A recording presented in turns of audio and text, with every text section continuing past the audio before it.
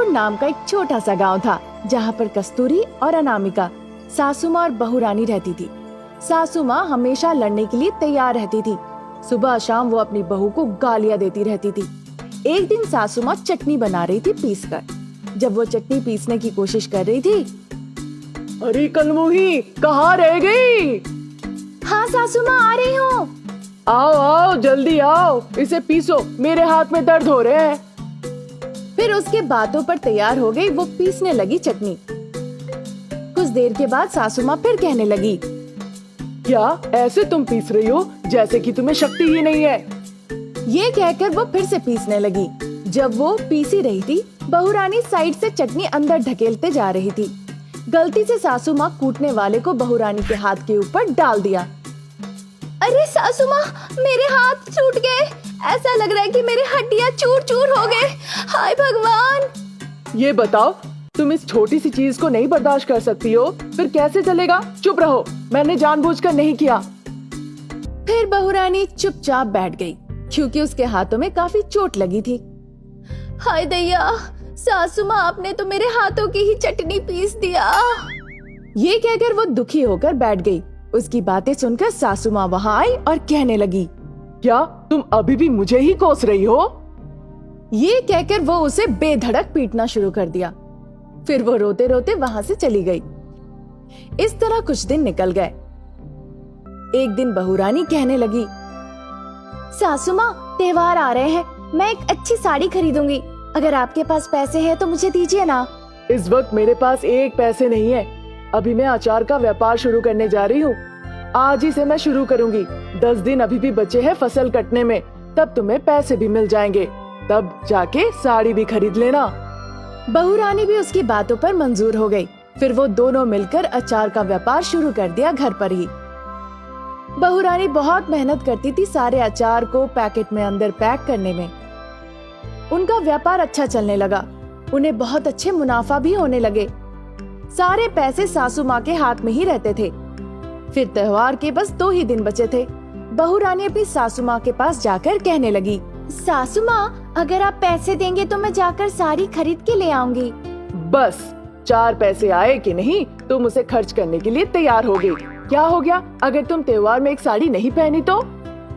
फिर वो उसे कोसने लगी, जो भी उसके मुंह में आ रहा था। ढेर सारी परेशानियां होने के बावजूद अनामिका काम करते रहती थी। एक दिन उसकी दोस्त वहाँ पर आई और बहू रानी से कहने लगी, कैसी हो अनामिका, और कैसा चल रहा है व्यापार? अचार का व्यापार है ना तुम्हारा? सब अच्छा चल रहा है। बताओ तुम्हें क्या चाहिए? यहाँ पर हर तरह के अचार मिलेंगे, वही लेने आई हो? हाँ, मैं वही लेने आई हूँ। मुझे आम का और टमाटर का अचार चाहिए। पर ये छोड़ो, पहले बताओ कि क्या हुआ? तुम्हारा चेहरा इस तरह से दुखी दुखी क्यों है? नहीं नहीं, कोई बात नहीं, बस मेरी तबीयत थोड़ी सी ठीक नहीं है, और कुछ नहीं। तुम चाहे कितना भी छुपाने की कोशिश करो, पर तुम्हारी आंखें सच कह रही है। बताओ।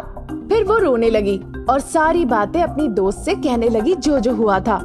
मैंने बस उनसे एक साड़ी मांगी थी, करोड़ रुपए नहीं मांगे थे। उसके लिए भी मेरी सासू माँ तैयार नहीं हुई। त्योहार के मौके पर हर कोई नए नए कपड़े पहन के मंदिर जाएंगे। अगर मैं वैसे ही गई तो लोग क्या सोचेंगे ये देखकर कि इसके पास एक कपड़े भी नहीं है त्योहार के दिन पहनने लायक। सब सोचेंगे मेरी तंगी हालत है। उसने इस तरह से कहा। उसकी दोस्त ये सुनकर काफी दुखी हो गई।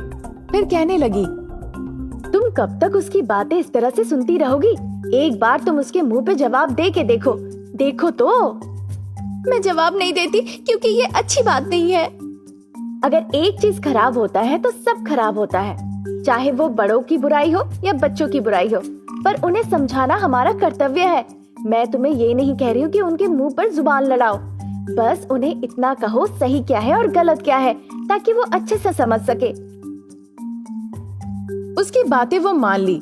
वो थोड़ी घबराई हुई थी, पर अपनी सासू माँ के पास गई कहने के लिए, आपने क्या कहा था पिछले दिन कि अगर अचार के व्यापार से थोड़े पैसे आएंगे तो मैं तुम्हें साड़ी खरीद के दूंगी। फिर आप अभी ऐसा क्यों कह रही है? ऐसा करना तो धोखा देना हुआ ना। धोखेबाजों की बातें क्यों कर रही हो? 2 पैसे कैसे बचाया जाता है ये भी तो जानना जरूरी है।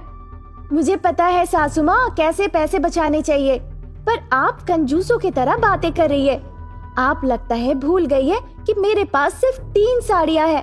मैं उनमें से 2 बदल बदल के पहनती हूँ हर रोज, और एक नया रखा है त्योहारों में पहनने के लिए।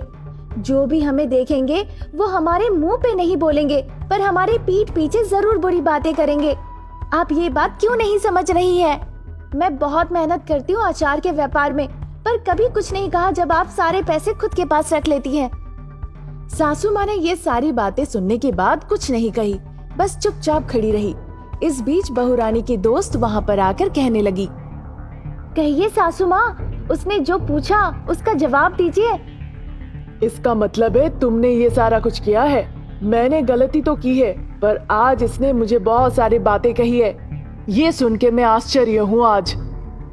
आपको पसंद आए चाहे ना आए, पर उसने जो भी कहा वो सच है। वो बहुत मेहनत करती है, तो क्या अगर वो खुद की मेहनत के पैसे खर्च करना चाहे तो वो गलत है? जबकि उसने आपसे पैसे के लिए नहीं कहा, उसने कहा साड़ी खरीदने के लिए उसे पैसे चाहिए।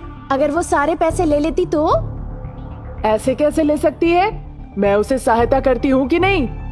अब जाकर आप अपनी बात को मानी है। आप उसे सहायता करती है, पर वो सारा काम खुद करती है। उसे पैसे देने में कोई गलत बात नहीं है। सासू माँ, एक बार मन में सोचिए, जब बात आप पर आ रही है तो आप न्याय की बातें कर रही है और दूसरों के बारे में आप अन्याय कर रही है।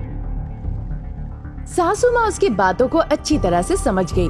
फिर वो अपनी बहुरानी से कहने लगी, अनामिका, माफ कर दो मुझे। मैंने तुम्हें बहुत तकलीफ दी है। ये लो पैसे और जाकर अपनी पसंद की साड़ी खरीद ले आओ। अब से मैं तुम्हें बहू की तरह नहीं, बेटी की तरह देखूंगी। अब तक जो भी हुआ उन सारी चीजों को भूल जाओ। ये सुनकर अनामिका बहुत खुश हो गई और अपनी सासू माँ को गले लगा ली। साथ ही साथ वो अपनी दोस्त को भी धन्यवाद कही। उसके बाद से सासू माँ बहुरानी हमेशा खुश रहने लगे अपने आचार के व्यापार के दौरान, और खुशी खुशी जिंदगी बिताने लगे।